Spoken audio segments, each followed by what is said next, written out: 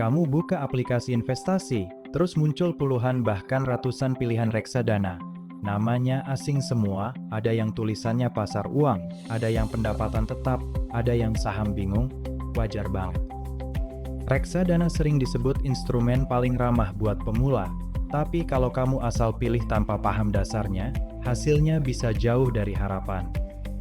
Di video ini, kita bahas tuntas semua yang perlu kamu tahu sebelum mulai investasi reksadana pertama kamu, biar kamu nggak asal pilih dan nggak kaget di tengah jalan.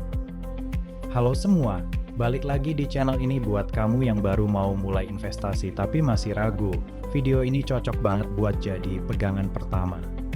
Kita akan bahas apa itu reksadana, dijelasin dengan bahasa sederhana, kenapa reksadana cocok buat pemula, jenis-jenis reksadana, dan bedanya satu sama lain cara kerja NAB, yang sering bikin orang bingung cara mulai investasi, step by step, risiko yang perlu kamu tahu, dan kesalahan yang sering dilakukan pemula.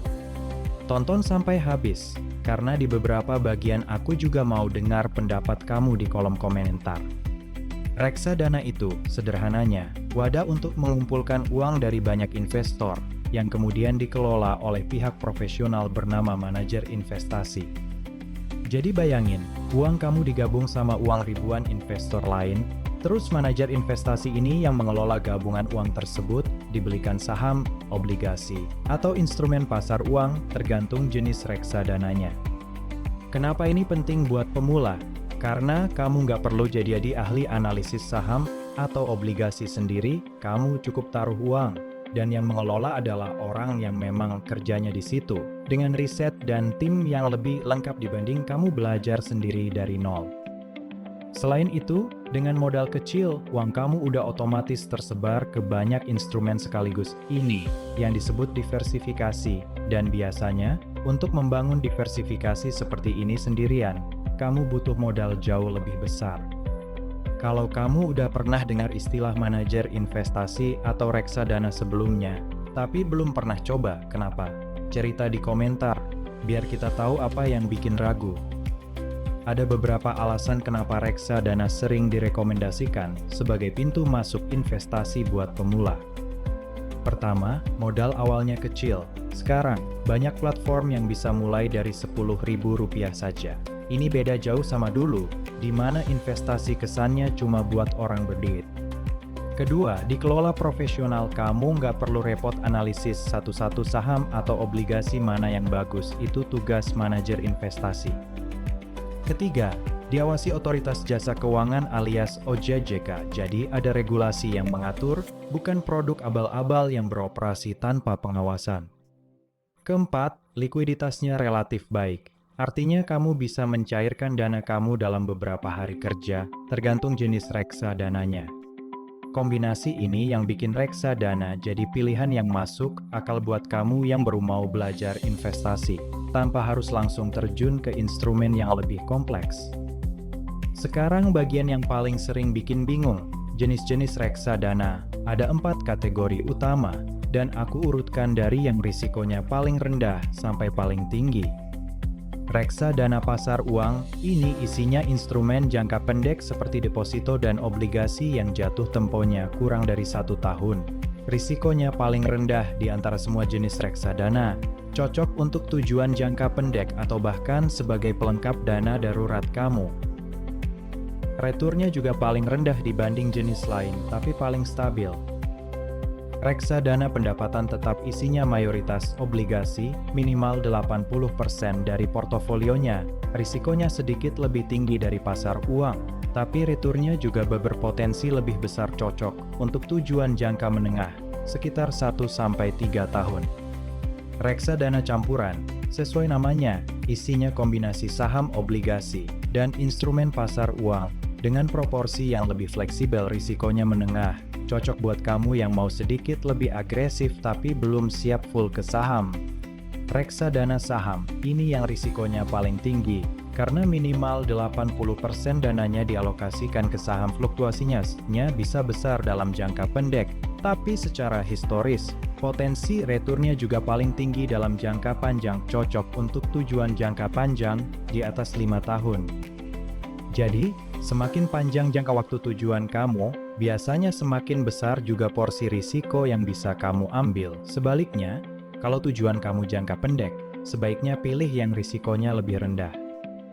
Dari 4 jenis tadi, kira-kira kamu paling tertarik yang mana? Atau paling sesuai sama tujuan keuangan kamu saat ini? Tulis di komentar, nanti aku bantu kasih insight lebih lanjut.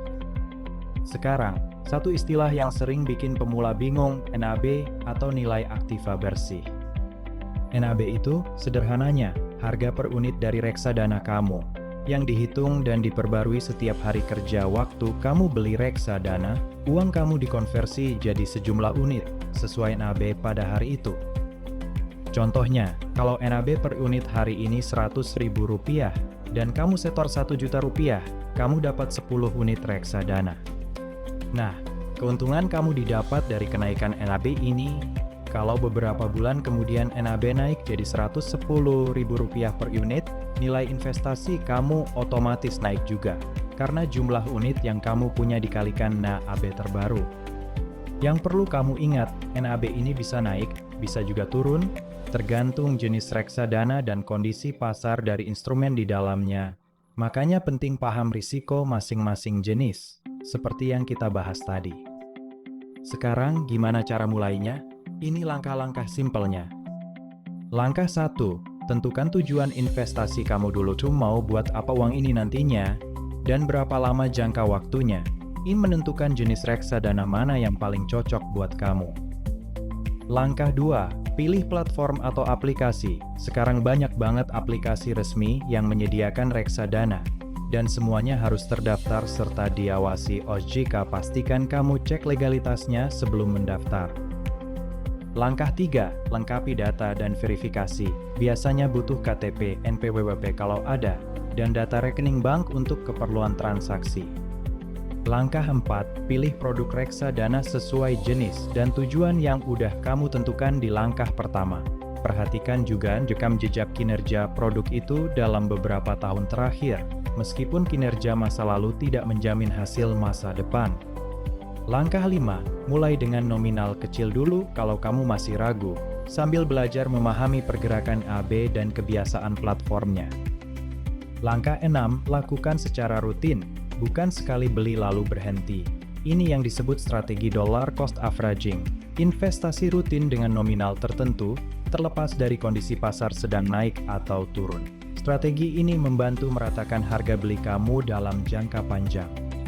Sebelum kamu terlalu semangat, penting juga paham risikonya. Reksadana memang lebih ramah buat pemula, tapi bukan berarti tanpa risiko sama sekali. Nilai investasi kamu bisa turun, sesuai fluktuasi instrumen di dalamnya, apalagi untuk jenis reksadana saham dan campuran.